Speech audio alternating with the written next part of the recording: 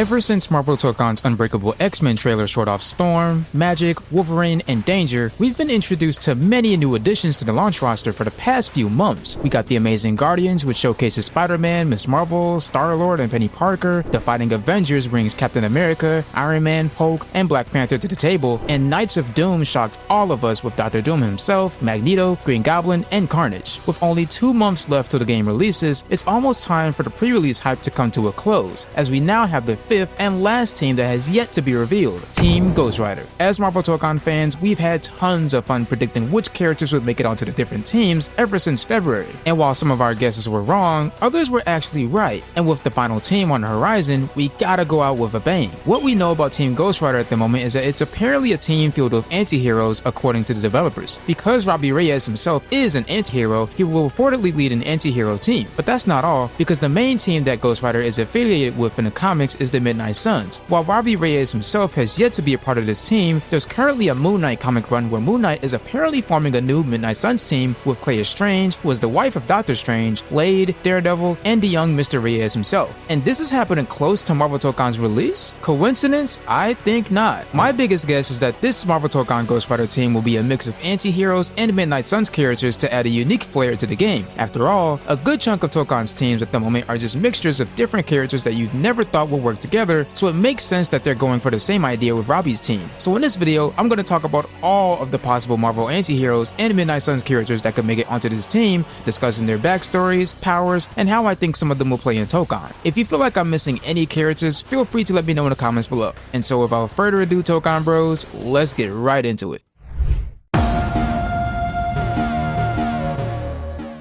Deadpool. You know him, you love him, everyone's favorite Marvel assassin. Also known as Wade Wilson, Deadpool is an infamous mercenary with a really loud mouth. While he often does heroic things, his methods are pretty violent, selfish, and morally questionable. It doesn't help that he has some nasty powers like a healing factor that makes him nearly impossible to kill, expert marksmanship and swordsmanship, and an unpredictable combat style. If Deadpool is on this Ghost Rider team, I can see him playing the same way he does in Marvel 3, where he can shoot with his guns, throw grenades, and showcase how acrobatic he is, but Arc System Works would totally try to do more with him. Maybe they can make him use his swords more. Perhaps he will receive a joke mechanic where his health increases while he is in an idle animation. The possibilities are endless. Punisher. Let me tell you something. If I don't see Punisher in this game, period, I'm gonna be pissed. My man Frank Castle is a former Marine who wages a one-man war on crime after his family was murdered. He routinely kills criminals rather than seeking justice through legal means. While he's usually a lone vigilante, he has occasionally worked alongside other heroes without even having superpowers. With his intense military training, expertise in weaponry, and tactical planning, I can see him being a Zono character with traps and explosive setups in Tokon, kinda like Chris Redfield of Marvel 3, where he's fighting with so many weapons. Winter Soldier. Being Captain America's childhood friend, Bucky Barnes was captured and brainwashed by a terrorist organization known as Hydra into becoming the Winter Soldier. From there, the organization gave Bucky an infinity formula that enhanced his physical abilities, reflexes, speed, and stamina. He was also given a cybernetic arm that grants him a bunch of benefits, and going through elite combat training made him into an excellent assassin with insane hand-to-hand combat. Very much a strong super soldier like Cap. While Hydra essentially turned Bucky into an assassin, he later regained his identity and sought redemption through heroism. Still though, he will use lethal force at times, which separates him from traditional heroes. Most of y'all know who he is through the comics or MCU movies, and he was even a playable character in Marvel vs. Capcom Infinite. I'm sure Arxis would do him right if he's put on Ghost Rider's team.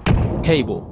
Now this is a character I want to see back in the Marvel fighting game. Being the son of Cyclops and Madeline Pryor, a clone of Jean Grey, Nathan Summers is a time-traveling mutant soldier from a dystopian future. Shortly after his birth, he was infected with a deadly techno-organic virus which slowly turns his body into living machinery. The only way to save him was to send him thousands of years into the future. In the future, Nathan was raised as a warrior and became Cable, a hardened soldier dedicated to preventing the dark future he grew up in. He eventually traveled back to the present to stop threats before they could create that bad future. With this in mind, he frequently embraces extreme solutions and military tactics to achieve this goal. In general, Cable is one of Marvel's strongest characters. He's got telepathy, telekinesis, unfortunately some cybernetic enhancements from the virus, superhuman strength, advanced weaponry, and so much more. I would love to see him on Ghost Rider's team or just in the game eventually as DLC. All I ask is just give me back my Air Hyper Viper Beam loop so that I can feel powerful from afar.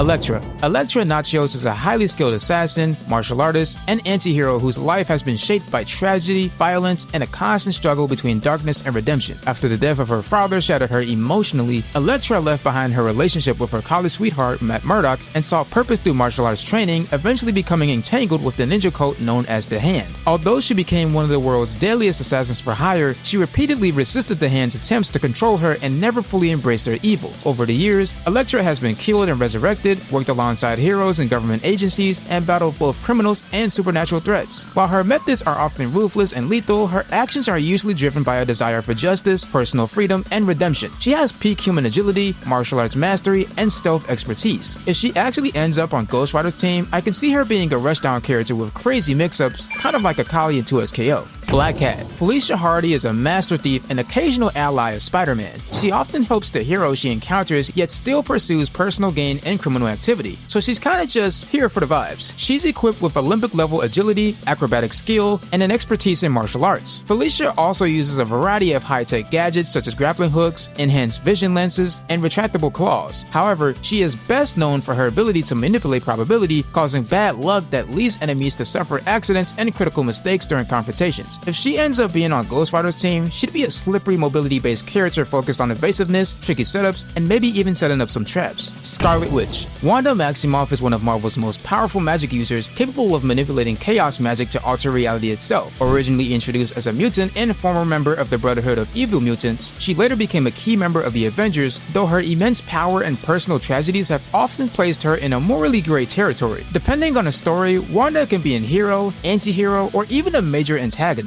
So she's not really a pure hero because she's repeatedly crossed lines that most heroes would never cross, but at the same time, she isn't a true villain because she consistently seeks to do good and atone for her actions afterward. That gray area is exactly why she can be viewed as an anti-hero and why I could totally see the developers putting her on Ghost Rider's team, especially since this is her first fighting game debut. Now that we've talked about the anti-heroes, let's get into the Midnight Suns characters that could make it onto Ghost Rider's team. Blade.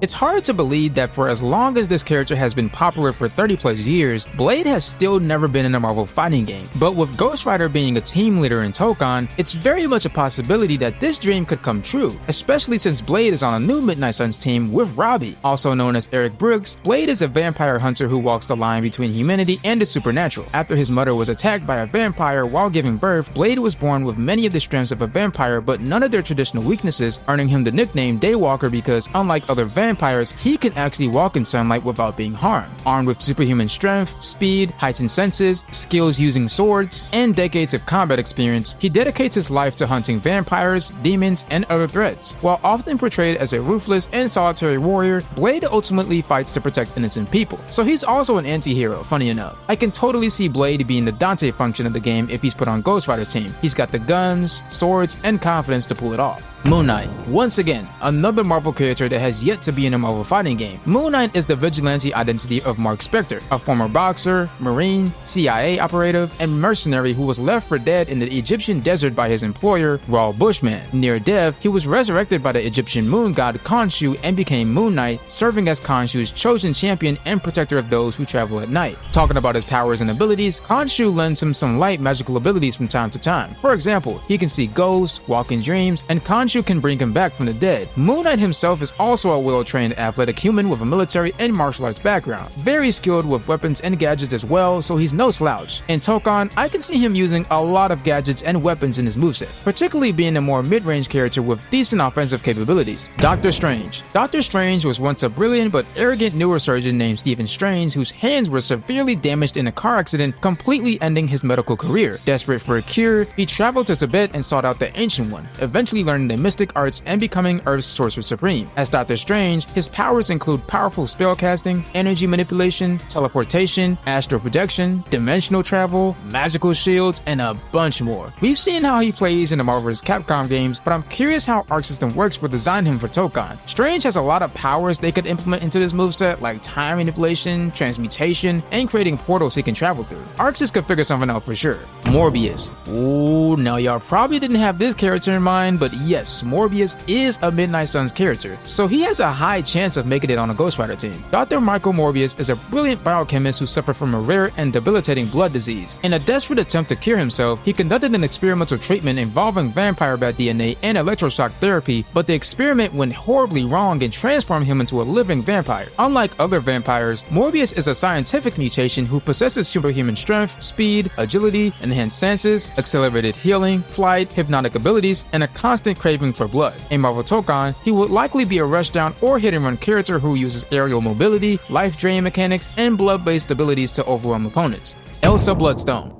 Elsa Bloodstone is the daughter of the legendary monster hunter Ulysses Bloodstone, who possessed the mystical Blood Gem, a powerful artifact that grants its users superhuman strength, speed, reflexes, stamina, a regenerative healing factor, and more. Upon her father's death, Elsa inherited a fragment of the Blood Gem embedded within her body, granting her many of the same enhancements while continuing her family's centuries-old mission of hunting monsters. Armed with extensive combat training, weapons proficiency, and her Blood Gem enhanced strength, durability, and the power to project energy blasts from the gem itself, Elsa would likely be a versatile fighter who combines weapons and blood gem powered attacks to pressure opponents from multiple ranges. Man-Thing. Man-Thing was originally a scientist named Ted Salas who was working on an experimental serum when he was betrayed by people trying to steal his research. After injecting himself with the serum to keep it out of their hands, he crashed into a mystical swamp and was transformed into a giant plant-like monster. Although he lost most of his human personality and memories, he became the supernatural guardian of the nexus of all realities, a place that connects different dimensions and worlds. Man-Thing possesses tremendous strength, can regenerate from almost any injury, and has a unique power that causes anyone who feels fear to burst into painful flames at his touch. In Marvel Tokon, he would likely be a massive character who controls space with long-reaching vines, creates portals because he can do that in the comics, and uses fear-based mechanics to punish opponents. I'm thinking he'll have a fear gauge below him that, when activated, gives him the ability to do burn damage when he hits people if their life bar gets close to near death. Iron Fist. Several heroes have carried the mantle of Iron Fist, but the most famous is Danny Rand. After being stranded in the Himalayas, Danny was taken in by the monks of the mystical city of Kunlun. After years of training, Danny defeated the dragon Shao Lao and earned the power of the Iron Fist. This power allows him to channel his chi into devastating strikes that can shatter steel and injure powerful beings. Other notable Iron Fists include Pei, a young prodigy from Kunlun who inherited the Iron Fist power at an early age, and Lin Lai, a former sword master who later became an Iron Fist while balancing the mystical power with the lingering influence of his ancient sword. Through mastery of martial arts, enhanced reflexes, and powerful chi manipulation, Iron Fist are among Marvel's greatest hand-to-hand combatants. With all that said, I'm curious who Arc System Works will pick for Tokon's Iron Fist character amongst Danny Rand, Pei, and Lin Lai. Danny Rand made his appearance in Marvel 3, so Pei or Lin Lai would be the main options. Nico Minoru. Nico Minoru was an ordinary teenager until she discovered that her parents secretly belonged to a powerful organization of supervillains known as the Pride. Refusing to follow in their footsteps, she joined a group of young heroes called the Runaways and became a powerful young sorceress. This is thanks to her wielding the Staff of One, a magical artifact that emerges from her body and allows her to cast an enormous variety of spells such as elemental attacks, force fields, teleportation, and much more. Nico is actually a Japanese character, so I can see the developers putting her on Ghost Rider's team, or at least putting her in the game eventually. In terms of her playstyle, she would likely be a spellcaster who controls space with projectiles, traps, and maybe be able to start some combos from afar. Dr. Voodoo. Dr. Voodoo, also known as Jericho Drum, was a Haitian psychologist who returned home after learning that his twin brother, Daniel, had been mortally wounded by a powerful sorcerer. Following Daniel's death, Jericho trained under the legendary mystic Papa Jumbo, mastered the magical traditions of his homeland, and bonded with his brother's spirit, becoming the hero known as Brother Voodoo. He later became known as Dr. Voodoo when he replaced Dr. Strange as Sorcerer Supreme during the Dark Reign storyline. But for his powers, Dr. Voodoo can cast powerful spells, summon and communicate with spirits, manipulate souls, create magical barriers, heal, teleport across great distances, and wield a vast array of other magical abilities. So I can definitely see him being a zoner of some kind in Tokon while also being effective at close ranges. Daimon Hailstorm. Daimon Hailstorm is the son of a powerful demon lord and a human mother. While he has access to dark supernatural powers thanks to his father, Daimon denounces his demonic heritage and instead seeks to protect humanity. So he became a scholar of the occult, a demonologist, and an exorcist who dedicated his life to fighting the very forces his father represented. He struggles to keep his inner darkness under under control, but that constant conflict between the evil he was born from and the hero he chooses to be is what makes him stand out. His powers include superhuman strength and durability. He can wield mystical hellfire known as Soulfire, cast powerful spells, teleport across dimensions, heal injuries, read minds, manipulate elements, and unleash devastating magical attacks through his enchanted trident. A mid-range character who combines hellfire projectiles and demonic magic to control space with some offensive capabilities makes sense for how he would play in Tokon.